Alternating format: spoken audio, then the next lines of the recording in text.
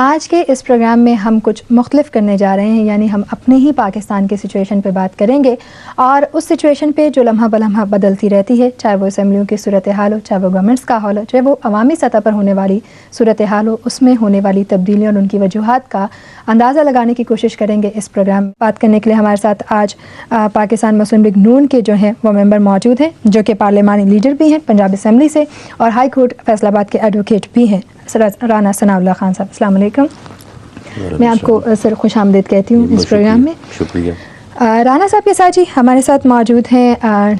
غفور ملک صاحب، جو کہ ڈاکٹر ملک صاحب کے بھائی بھی ہیں اور جو کہ D M digital global network کے چیئرمین ہیں، اور ان کے ساتھ ہمارے گیسٹ جو ہیں وہ تشریف فرما ہیں محمد اسلم جلال صاحب۔ ان سے ویسے تو نارمل ہم بات کرتے ہیں جی کرنسی کی تازہ ترین صورتحال پر، لیکن آج کچھ بات کریں گے ہم کہ اس کرنسی سے ملک میں پہنچنے سے کیا صورتحال ہوتی ہے اور یہ کس حد تک بہتر کردار ادا کر رہی ہے ملک کی اکانومی کو اسٹرانگ کرنے میں۔ اس سے پہلے آپ کیا سمجھتے ہیں کہ کتنی تعداد میں یہاں سے لوگ جو ہیں وہ بھیجتے ہیں، کیونکہ آپ کا ان کے ساتھ ڈائریکٹ لنک رہتا ہے، آپ ان سے بات چیت کرتے ہیں، کیا صورتحال ہوتی ہے ان کی جب وہ واپس بھیج رہے ہوتے ہیں،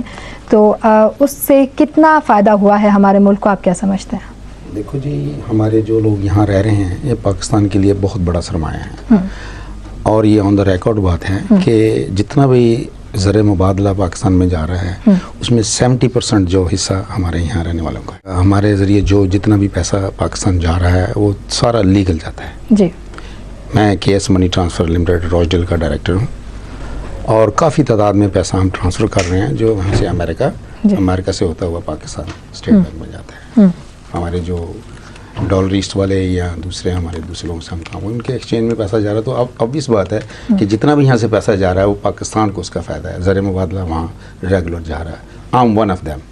یہاں اور بھی بہت سارے لوگ موجود ہیں، لوگ ہیں جو لندن میں بہت بڑی بڑی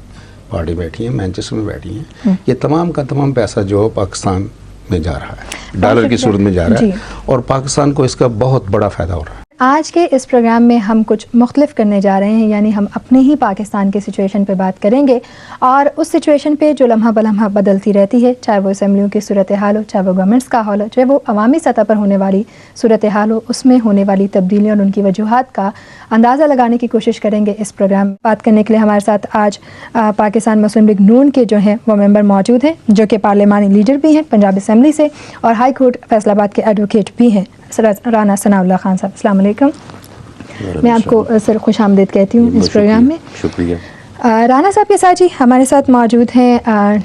غفور ملک صاحب، جو کہ ڈاکٹر ملک صاحب کے بھائی بھی ہیں اور جو کہ D M digital global network کے چیئرمین ہیں، اور ان کے ساتھ ہمارے گیسٹ جو ہیں وہ تشریف فرما ہیں محمد اسلم جلال صاحب۔ ان سے ویسے تو نارمل ہم بات کرتے ہیں جی کرنسی کی تازہ ترین صورتحال پر، لیکن آج کچھ بات کریں گے ہم کہ اس کرنسی سے ملک میں پہنچنے سے کیا صورتحال ہوتی ہے اور یہ کس حد تک بہتر کردار ادا کر رہی ہے ملک کی اکانومی کو اسٹرانگ کرنے میں۔ اس سے پہلے جو میں بات کرنا چاہوں گی وہ میں کروں گی اگست کے اوائل میں جو پہلا ہفتہ تھا، اس میں میاں نواز شریف کے ساتھ ملاقات کی مولانا فضل الرحمان نے، جو کہ ظاہر اپوزیشن جماعتیں ہیں پاکستان کے حوالے سے، اگر موجودہ گورنمنٹ کی بات کی جائے دونوں ہی، اور بات یہ کی گئی کہ جمہوریت کی بحالی کے لیے مل کر کام کیا جائے گا۔ اب جتنی مشترکہ ہو رہی ہیں یہ اپوزیشن جماعتیں، اس کے پیچھے کیا لائے عمل ہے؟ کیا موجودہ حکومت کو ہٹانا ایک جماعت کی بس کی بات نہیں رہا، یا ایسا ہے کہ جو جماعتیں ہیں وہ مشترکہ طور پر سمجھتی ہیں کہ وہ بہتر اقدامات کر سکیں گے ملک میں جمہوریت کے لیے؟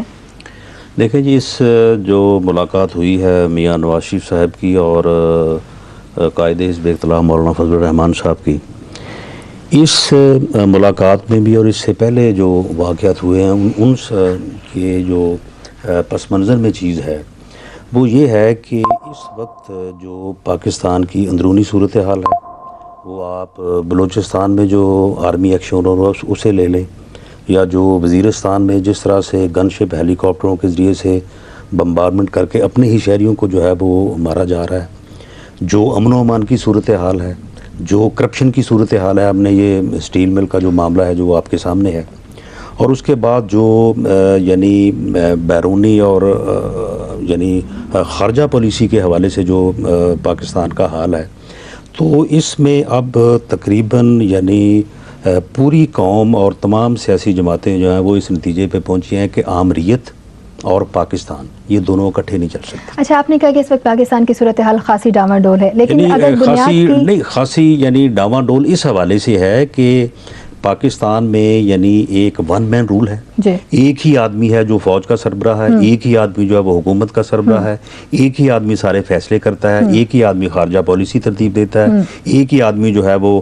برس اقدار جو پارٹی ہے اس کو اگر کوئی جھگڑا ہو وہ صلح کرواتا ہے، ایک ہی آدمی، یعنی تمام تر معاملات جو ہیں وہ ایک فرد واحد نے جو ہے وہ اپنے کنٹرول میں کیے ہوئے ہیں، اور اس کی وجہ سے ادارے جو ہیں وہ بالکل کلیپس کر گئے ہیں، اور اداروں کے کلیپس کرنے کی وجہ سے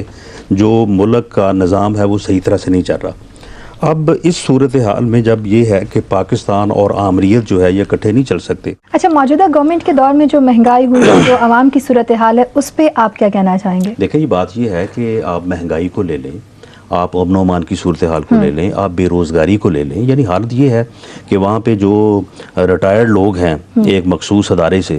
وہ 60 سال کے بعد بھی ان کو جناب 1.5 لاکھ روپے کے اوپر کانٹریکٹ پہ رکھا جا رہا ہے، اور نوجوان جو ہیں وہ ڈبل گریجویشن کر کے وہ ڈگریاں لے کے ہاتھوں میں جو ہے وہ لے کے وہ دھکے کھاتے پھرتے۔ بتائیں، جو موجودہ اگر ماضی کی بات کی جائے، دونوں ہی حکمران جماعتیں، پیپلز پارٹی اور نواز شریف جو مسلم لیگ ہے، یہ دونوں ہی حکمران رہی اور اپنے اپنے دور میں ایک دوسرے پر الزامات بھی عائد کیے گئے، ٹھیک ہے، جب برسر اقتدار آتی رہی۔ اب دونوں کا الحاق ہوا، اور یہ اعتماد جو ہے، یہ جو اتفاق ہے، یہ کتنا عرصہ چلنے والا ہے؟ کیا اگر کوئی جماعت اقتدار میں آتی ہے تو کیا یہ اتفاق پھر نہیں؟ دیکھیں، بات یہ ہے کہ یہ جو آپس میں جو الحاق ہوا ہے وہ اس بات پہ ہوا ہے کہ ملک میں جمہوریت ہونی چاہیے، تو یہ تو ہمیشہ کے لیے ہے۔ اچھا، ایک بات جو اپوزیشن کی طرف سے سامنے آتی ہے کہ جی فوجی ڈکٹیٹرشپ سے چھٹکارا دلانا ہے اور ملک میں جمہوریت بھی لانی ہے، یہ مجھے بتائیے کہ جو اپوزیشن جماعتیں ہیں ان کا مین اعتراض صدر مشرف کے 2 عہدوں پر ہے، یا پھر ان کے پورے ملک پہ، یعنی بینگ اے فوجی حکمران، ان کا جو نظام وہ سنبھال رہے ہیں اس پر ہے، یا پھر ان کے صدر ہونے پہ اعتراض ہے؟ دیکھیں جی، بات یہ ہے کہ جو مین اعتراض ہے وہ اس بات پہ ہے کہ اس بات کا فیصلہ کہ آیا اس ملک کا نظام جو ہے یہ اس ملک کے 15 کروڑ عوام نے چلانا ہے یا چند جرنیلوں نے چلانا ہے۔ ہمارا موقف یہ ہے، تمام قوم کا موقف یہ ہے کہ اس ملک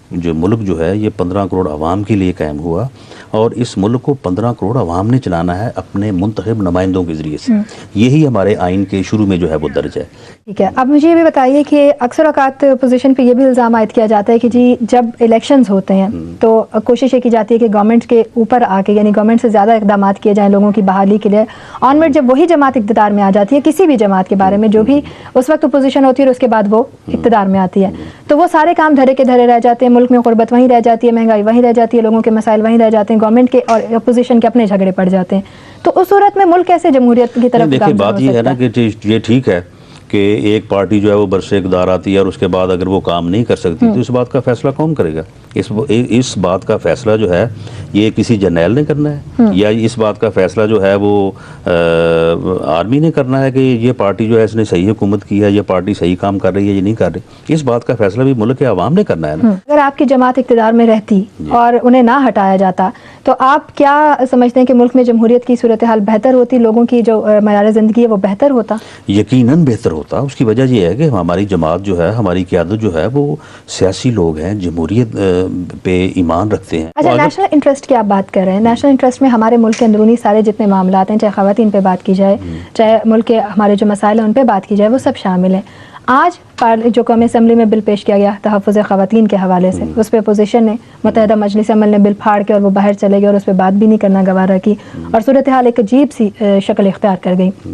آپ کا کیا موقف ہے؟ کیا واقعی اس بل کے ساتھ یہی ہونا چاہیے تھا اور اس کو کیا پاس نہیں ہونا چاہیے؟ اس میں دیکھیں، اس میں 2 چیزیں ہیں۔ ایک تو یہ ہے کہ خواتین کے حقوق اور ان کا جو تحفظ کا معاملہ ہے اس کے اوپر میری پارٹی کا یا ہمارا جو ہے وہ کیا نقطہ نظر، ہم بالکل خواتین کا احترام بھی کرتے ہیں اور ہم ان کا تحفظ بھی چاہتے ہیں، اور اس صورت میں ہم بالکل اس بات کے سے متفق ہیں کہ ایسی لیجسلیشن ہونی چاہیے جس میں جو خواتین ہیں ان کے حقوق کا تحفظ ہو۔